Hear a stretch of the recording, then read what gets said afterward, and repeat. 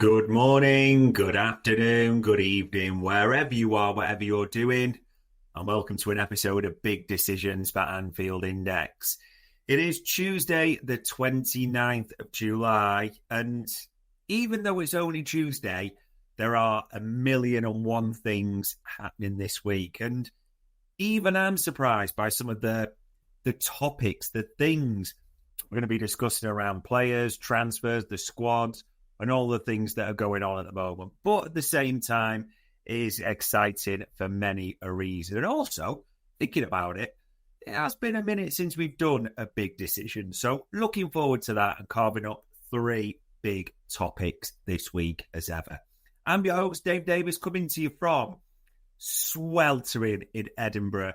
It absolutely is. Tops off, as they'd say, up here, literally like windows open. You know that just horrible heat sometimes when it's too hot to sleep at night? It's got all the makings of that. But fingers crossed, wherever you are in the world, it is good weather and you're looking forward to all the things that are coming up. So what are the big three topics that we're going to be talking about this week on Big Decisions? Well, we're going to carve up that forward line. Alexander Isak and another, we've got to talk about that. Never mind carving up the defensive line. How many do we need? Is it just one centre-back? Is it two? We've got to face into that. And then whilst we're talking about potentially the carving up of that forward line and the rebuilding, is redemption on the cards for someone? As a lot, and I mean a lot of fans seem to be suggesting at the moment. We're going to have to face into that as our third topic and really see, aren't we? But the first one on the docket here, ladies and gents, the forward line. Is it Alexander Isak and one more? Well, we know certain things are happening today. Luis Diaz was in Munich, wasn't he? He was having his medical. And now Sky Sports Germany had tweeted a bit earlier in the day, he'll be officially presented as a new Bayern player at a press conference on Thursday. 2:30 CEST, Central European Standard Time. Someone obviously correct me if I'm wrong with the chat on that. So, yeah, the Colombian is said will be in the squad for their game against Lyon on Saturday. Yeah, there we go. Luis Diaz, for all we know, he might well have signed the contract already and officially have been transferred on the relevant systems and be a Bayern Munich player. But that is one down out the forward line. And we know where that probably means another one is coming to arrive. What arrived today, by the way, not who many expected, an all-steam bomber for young Will Wright from Salford. We've nicked him ahead of Arsenal, which is good because that's the equaliser over all their Subamendi crowing, isn't it, recently? But he's not going to be in the first team picture. He's going to train with the under-21s. As Luca Talks Dons is saying there, Alexander Isak. That is the name. And with everything that's happening at the moment, as we said on many a show, there is the air of inevitability, isn't there, around Alexander Isak? It's a question of, as many say, when do you think will happen? When will we get this offer put in that is apparently set to break the internet? Naturally, like a house purchase, and houses are the theme for tonight, ladies and gents, it feels like we're in this chain, doesn't it? As in it links to Benjamin Sesko at Red Bull Leipzig, Visser at Brentford, that Newcastle have to get those through the door, or some other attacking options, so they'll let us make the move for that and firm up. Although I totally understand, as many reported and hearing, a bit like we are at Anfield Index. I think Matt's put it well there in the chat. Matt saying, I think it's done.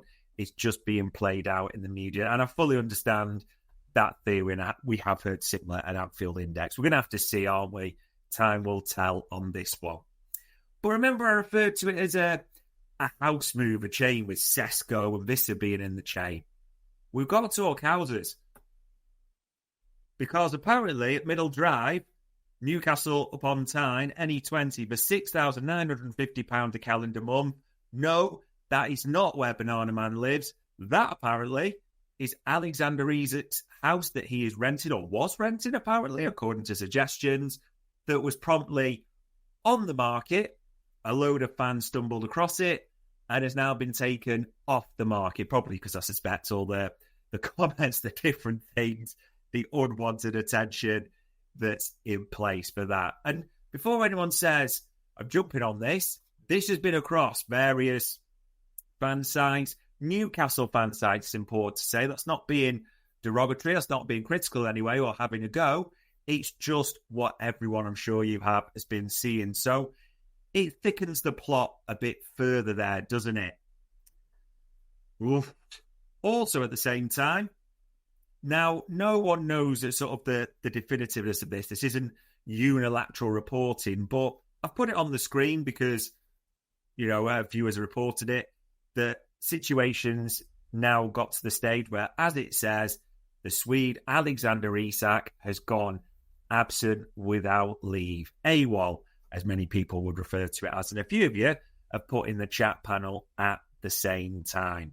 Again, important to say, there's no official verification on either side from reliable Geordie Patch journalists, reliable, ones that we know, etc. So, yeah, there is that. And it is also important to say a few radio stations, I saw TalkSport had it, pretty much verified that is Alexander Isak's house as well. So, I mean, what have we had in this window so far? We've had Adam P, we've had Justin Bieber's little brother tracking planes.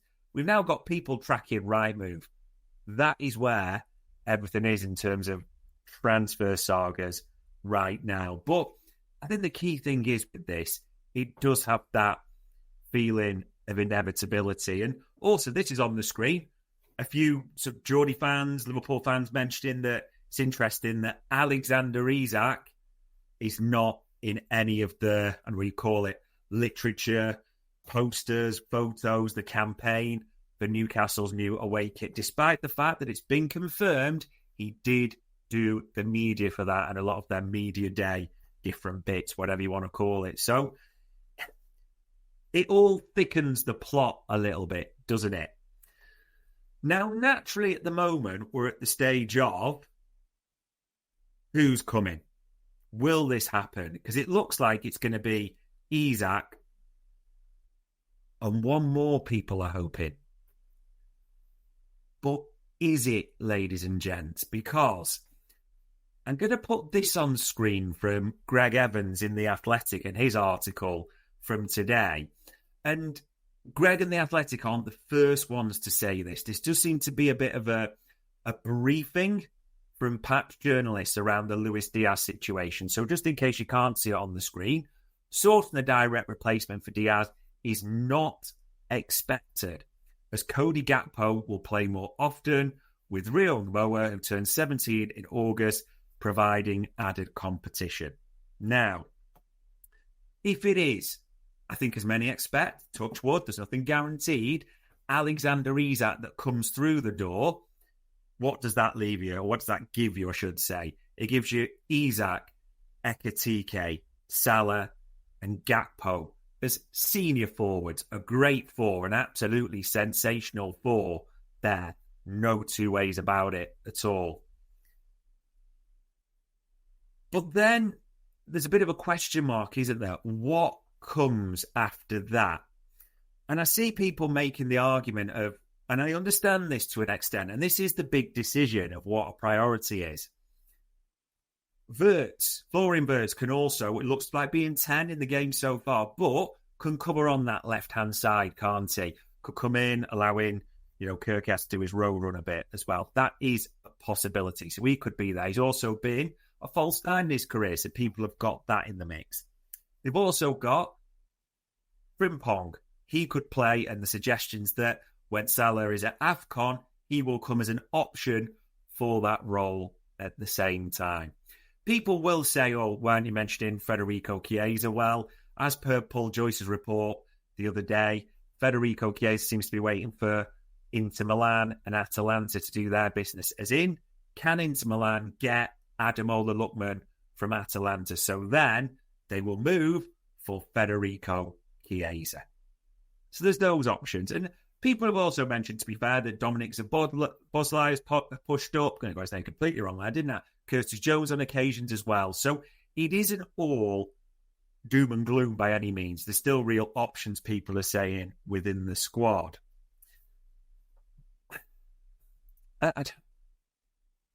I'll come back to a little bit of my concerns around that. Now, there has been other names kicking around as well at the same time. Rodrigo's been mentioned repeatedly, hasn't he? And the latest reports even coming from Spain, as it's on the screen. Don't know how good your Spanish is, but Rodrigo was a target for Tottenham. Tottenham said, no, thank you. And his preference is to go for Liverpool, which sounds absolutely great. The problem is, as we mentioned on the transfer show, when a few have alluded to further going forward, Rodrigo's looking for crazy money. Suggestions of €400,000 per week basic with them bonuses on top, i.e. taking him into the Salah, Van Dijk, Alisson territory on top of a fee, which is going to be tasty, isn't it, to prize him out of Real Madrid. So that just, it's not gone, but it seems highly unlikely at the moment, doesn't it? So that's one to tick off as well. Now, Stephen Botts mentioned there, his feeling is Fofana will come in when Chiesa is sold. And it's important to say Fofana does seem to be a recurring name. Even various outlets saying today he is still a Liverpool target. Everton made a bid, which was funny. And he said, not interested, I want to go to a Champions League club. What isn't funny isn't wish him well. He had a concussion injury in training, so people were naturally suspicious about how that would work. And, is it a story, a cover story for this? The other thing that people have linked it to is, anyone see the news around Tyler Morton today? So as The Athletic put out earlier, and Paul Joyce had it earlier in the day, Lyon have made contact with Liverpool to discuss a deal for Tyler Morton. There's multiple clubs across Europe, as the tweet says, interested in the 22-year-old midfielder. A permanent move is the preferred option for all parties. And Tyler Morton is open to a move to the French side. So I get it. People have put two and two together and saying there's a deal to be done here because we want Malik Fofana, Lyon won Tyler Morton. Let's make a package. Let's put it all together, do what we need to do. And I totally understand that link. I'd be quite happy to do that. I think it'd be good business, good moves if we could get that done. However, there's nothing yet solid that puts all that together. So as much as I get there's hopes and we'd all like possibly a Rodrigo, possibly a Malik Fofana to come in, we need to be honest, there's not coming all together from journalists in that regard. And I just have got this strange sneaking feeling that if Alexander Isak does come in, that will be it for additions for the forward line, with going back to that line from Greg Evans, especially on the left, no direct replacement for Diaz, Cody Gakpo and Rio Ngamoa can provide added competition, as well the players that I just mentioned there. Which sounds, for some of you will think, that's fine, I'd rather get centre-backs, and we'll come to centre-back shortly. I totally understand that, but I don't like it, I've got to be honest, because if you then look at that forward line, it looks a bit light. You're asking everyone in that forward line to play serious minutes. If there's an injury in certain other areas, things get stretched quickly, don't they? I mean, let's just be factual on this. We all know Alexander Isak's injury record. Only a fool pretends any different at all. So that would be a concern there. Mo Salah will be away at AFCON. I mean, a quick scan earlier, I think I saw, was it 6 games? They'll be missing that way as well.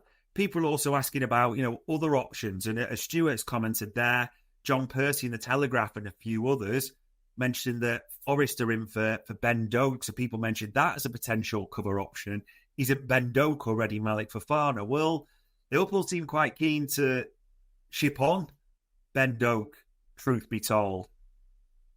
So, yeah, that's probably the big decision, how you see it. For me, you could get by if it's Isak that comes in with those senior forwards and the rotation, the cover options if you want. But all of a sudden, one injury and it looks thin across the board. It really does. You're already asking maybe then Verts to cover higher straight away. Frimpong's, in the worst case for something like Mo. So Bosley, shifting people around. Is that really what we want?